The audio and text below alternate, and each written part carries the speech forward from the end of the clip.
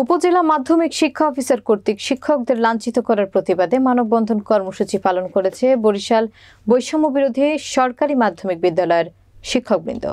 বরিশাল নিজস্ব প্রতিনিধি হাওলাদার রাসেলের প্রতিবেদনে দেখুন বিস্তারিত।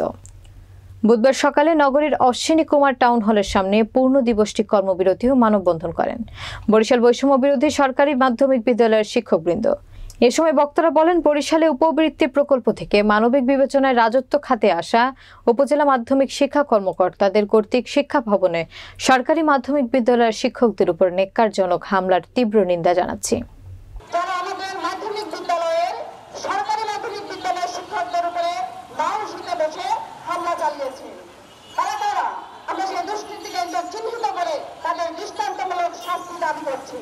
সেই সাথে মাধ্যমিকের যতগুলো পাওনা রয়েছে সেগুলো আমাদের মাধ্যমিকের শিক্ষকবৃন্দ পূরণ করবেন।